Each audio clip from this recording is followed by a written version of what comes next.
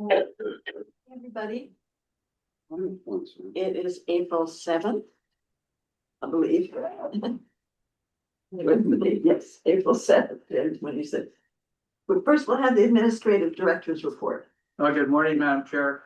First off, our chairman, Captain Piro, is at his aunt's funeral this morning.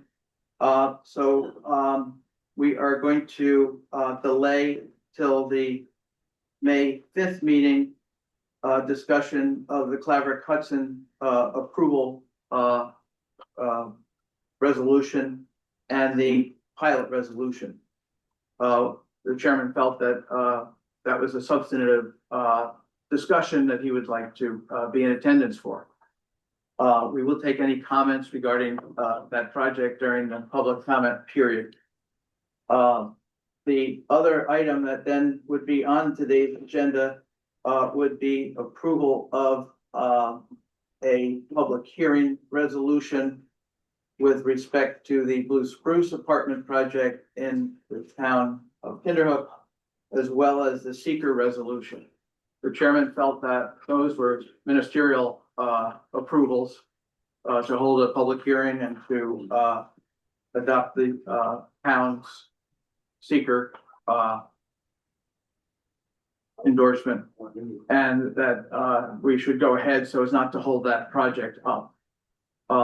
After the public hearing, which would be held in the next 30 days, we would put that on the May 5th agenda for your consideration for approval as well.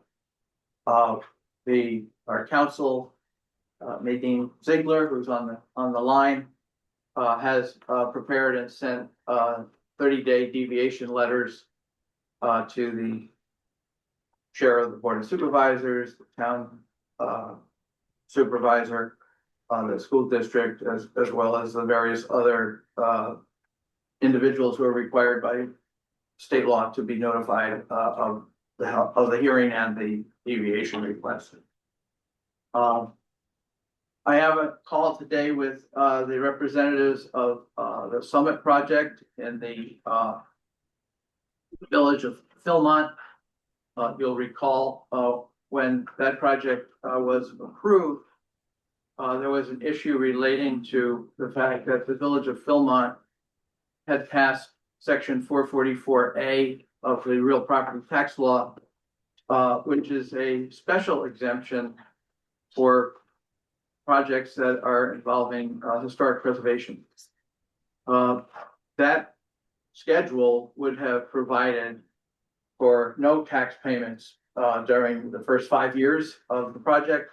Then they would pay 20, 40, 60, 80, and 100 over the 10 years. As you know, the proposed schedule that this agency approved is the 45B lookalike, which is 50%, 60, 70, 80, 90, and 100, going up in 5% intervals. They're inconsistent. And what we have determined was that to the extent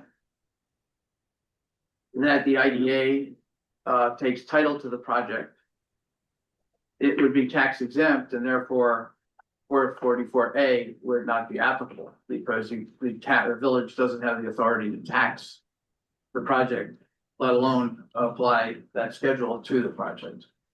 So this results in the village getting tax dollars from the project and from the improvement, as will the other municipal entities, as opposed to getting zero for 5 years. So this is consistent with what we heard at the public hearing for that project with the village officials that were in attendance. So I think that, and when you look at it, I think the difference was calculated to be $80,000 over 10 years on a present value basis. So we'll add $8,000 plus or minus a year average to the developer, but that was consistent with what we had discussed with them at the beginning. They had told the village that there would not be a situation where they would pay the tax resulting from these improvements initially, and then this it became aware of the fact that the village had already passed a law that said if you were doing historic preservation, you didn't have to. You'd have to pay zero over the first 5 years. But there's really no legal way of allowing that benefit to the developer, because once the IDA takes title, it's tax exempt. Tax exempt property can't be taxed, so that schedule wouldn't be applicable anyway. So we are looking at that. So Go back to the original. they'll go for the pilot. The village will receive taxes based on the same exemption schedule that the other taxing jurisdictions will receive, which is how you approved it. Yeah. So, we have no other projects to report on. We've received no new applications. We continue to get inquiries for a variety of projects. As you know, we do have 5 potential projects in the town of Greenport related to affordable housing. We have been in meetings with Supervisor Eldridge as well as New York DEC with respect to the issues relating to the Greenport sewer treatment plant that have to be addressed before the planning board can approve those projects and access the sewer capacity. For our guests, we only have 6 sewer districts in the county, so that building multifamily affordable housing is a very difficult process. And the Greenport sewer plant has some overflow issues that have to be addressed by DEC before additional large projects can be approved by the planning board. And as members of the agency know, we defer to town planning boards before we take action on any project before the IDA. So I would ask if our counsel, Nadine Ziegler, would walk us through the resolutions that are before you with respect to the Blue Spruce apartment project. Just briefly, it's the Blue Spruce Motel on Route 9 in the town of Kinderhook.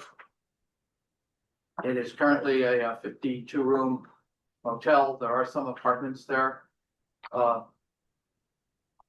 Brian Green with Green Spring Development out of Saratoga County is proposing to build 52 apartment. You convert the building into 52 apartments to be rented at affordable rental rates.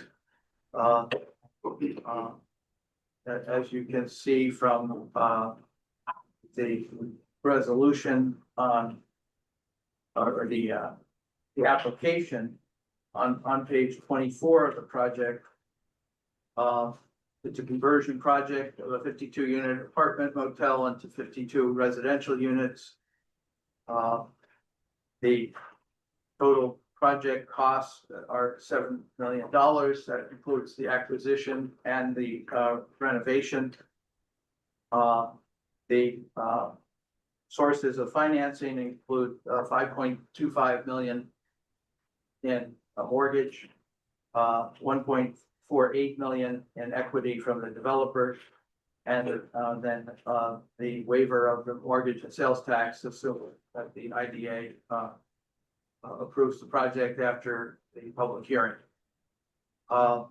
Based on the size of the project, as you know, the mortgage recording tax exemption is 8% of the mortgage, which in this case would be a benefit to the developer of $65,625.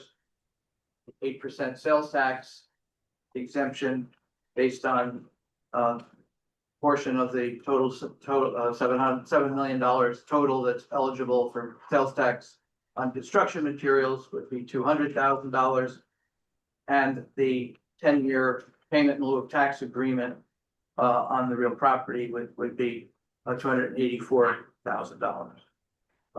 So it's a little over almost $600,000 in benefit on a $7 million project. The pilot is based on an assessment that's calculated based on the developer's pro forma of net income. As you know, in New York, commercial property is assessed on the basis of discounted cash flow, not purchase price, construction costs, or reproduction, new less depreciation. There are three methods of appraisal, as you know, and commercial property in New York State is based on the discounted cash flow. With respect to this project, because it is an operating business, it is the structure of the pilot will result in them paying, we never let you pay less than you're paying currently. So it's the first year and second year are very close to what they're paying now. And we have that with the town supervisor. We have a meeting next week with the school superintendent's office. And I have reported this to the Board of Supervisors Economic Development Committee at their meeting last month. Again, following the public hearing, we'll put together the economic analysis that's required under state law to provide you with the cost benefit. And we'll break that out as we generally do by what's the cost of the exemption to the state, county, town, and the school district. As we did with the Summit project, the impact to the village. As you know, the mortgage reporting tax, 50% goes to the state, 25% to the county, and 25% to the town. Sales tax, 50% to the state, 50% to the county. With respect to the 50% that the county receives, county takes 30% of that, so 15% of the total, and distributes that amongst the 18 towns and 4 villages in the city of Hudson. So, the amount of sales tax that each of the towns, villages, and the city get is a small portion of what's received in total for what would be exempted in the state. So, I think that we're looking forward to the public hearing. And Lisa, it has to be held within the town in which the project is located. So public hearing will not be here. And after, if the resolution is approved, we'll get right back to you to get a date and then get the legal notices out. I know I interrupted Nadine giving us the legal overview, but I thought it would be useful since we have guests and several new members that we would go through the overview of the project. Nadine? That's fine. Yeah, so the first resolution is the public hearing resolution, which authorizes the IDA to hold a public hearing for this project that Mike has explained very well. So this is our typical resolution for besides the chairman being absent, is there anybody else absent? No. Yeah. Lucia. Bob DeLucio. Is So that we have, we're 5. okay? So any questions on the public hearing resolution?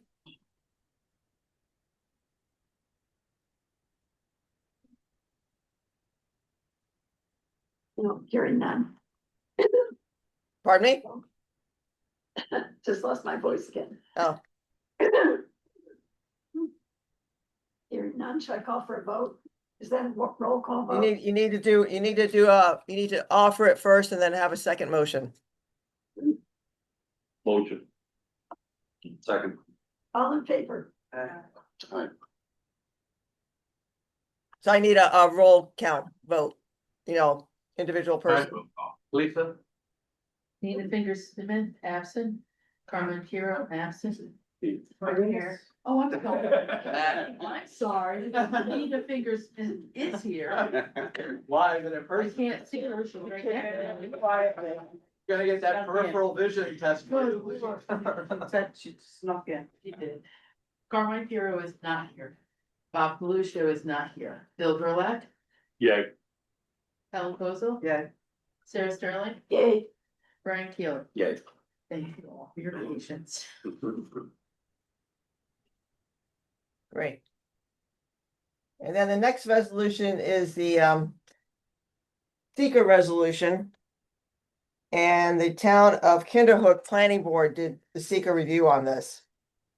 So the IDA just accepted their determination.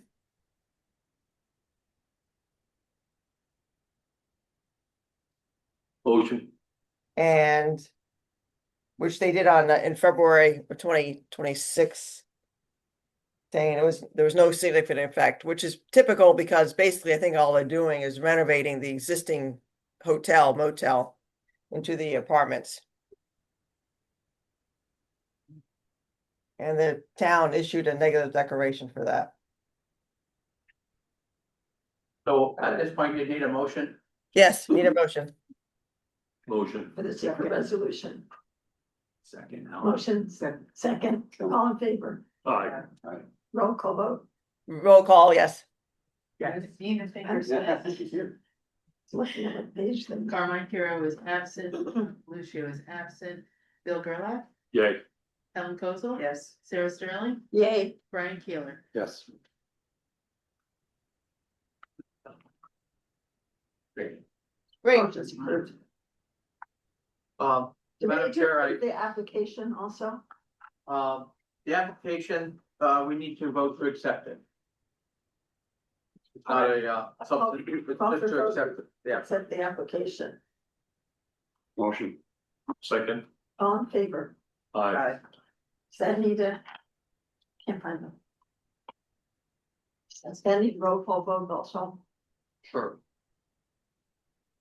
Nina Fingersmith. Yes. Carmine Hero is absent, Bob Lucio is absent, Bill Gerlach, Yay. Helen Kozel. Yes. Sarah Sterling, Yay. Brian Keeler. Yeah. Thank you, Madam Chair. After my report, I forgot to ask you for a motion to approve the minutes of our March 10th. Oh, I saw that, we can get back to that, and I have a question on the blue spruce articles too. Well, let's do the draft minutes first, motion to approve. Motion to approve. Second. Got it. All in favor? Aye. Okay. I would like to know the size of, looks to me like they're about 660 square feet, each apartment. Because you're taking basically one motel room and turning it into an apartment, because it's the same footprint. So I would like to see kind of a layout, of how they're gonna do that, and they say up to 125 people in those 52 apartments, so some of them may be for families, I don't know what the proposed. Sure, we can get that information from the developer. And get obviously at this point in the process, if they've been able to put together a construction budget, they would be able to give us, individual schedule of individual Right. sizes of the units. I know some of them are already apartments. But we will get that information for you and have it available for the public hearing. Thank you. All right, do we have any public comments? Thank you. We do have some guests here who had came to the meeting anticipating that the Claverick Hudson project would be on the agenda, but as I mentioned, Chairman Puro wanted to participate in that meeting. And so it was deferred till our next meeting. But we welcome you to provide any observations or comments while you're here today, and welcome you back on May 5th. Thank you. Address please. Thank you. My name is Jay Schulman. I live at 30 Route 9H in Claverick. I've lived in Claverick as both a renter, a home builder, and a homeowner since 1985. I understand that the planning board has approved this project, although it came as a surprise to many of us because it wasn't announced in the December meeting. They retreated to executive session, and then somehow after everyone exited the room, the approval came out. My neighbors and I are concerned, but I wanted to read a short excerpt from a letter I wrote in October to the planning board, which I think is germane to our attention. My neighbors and I learned that the Shemiakin property had sold after many years of neglect. We heard that the new owners were planning a B&B in the mansion. We were pleased that the mansion, derelict for so many years, would be repaired and put to a new use.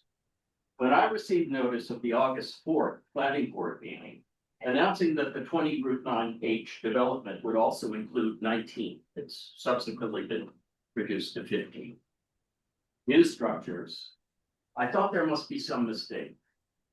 At the August 4th meeting, I learned otherwise. While the developer's presentation emphasized the history of the mansion, this is no historic restoration project. In the heart of the hamlet, a large hotel complex with a restaurant, fitness center, new buildings, parking lot, and a wastewater treatment plant, a village within the village was being proposed and plans had already been presented. Living next door with two common property boundaries, I was concerned. Not much that I have heard in two subsequent meetings with presentations has done much to alleviate those concerns, nor has the developer demonstrated any desire to do so. Rather, it seems like a revival of damn Yankees. Whatever Lola wants, Lola gets. The planning board ensures that any project that comes before it complies with codes and ordinances, but your decisions will have consequences for the short and long term, affecting the quality of life in Cloudbrook for your neighbors and our community. And if not considered now, it will be too late once the project is underway. I urge the board to listen to our concerns and ensure that these projects respect our community's quality of life and our homes beyond the congested site plan before it. We need on-site accountability for issues as they arise. And the board should ensure that such a mechanism is in place with contact information and code enforcement oversight as these projects go forward. Progress includes smart development, which benefits us all. So I'd like to add to that according to Crane's New York Business, the Cohens, the developers of the Fairview project, have recently purchased a Gramercy Park townhouse for $3.8 million, which they paid cash for. And they're coming before this board asking for a substantial tax break. And my feeling is that it should be denied. If they can afford $3.8 million in cash, which seems to be chump change for them, then out of respect for our community, and especially given the crisis in the Hudson City School District's budget, that they need to pay their full value just as the rest of us taxpayers are. So thank you for your attention. I appreciate it, and I hope you'll take my comments into your considerations. Thank you. Thank you. Anyone else? Want to speak? Anyone else? Floyd, nothing? Listen, you guys do an amazing job. I'm just starting to learn about the county. Well, I'm running for supervisor, so I gotta learn, so I gotta give you my due diligence. Great, pay attention. Thank you. Nadine, anything else for us? No, that's it. Great. Well, thank you for your help and have a great day. You're welcome, and I'll get going on the scheduling the public hearing stuff. So you give me the date and the time and everything. Great. Thank you. You're welcome. Have a great day. Bye. All right, motion to adjourn. Motion. All in favor? All right, bye. Hey.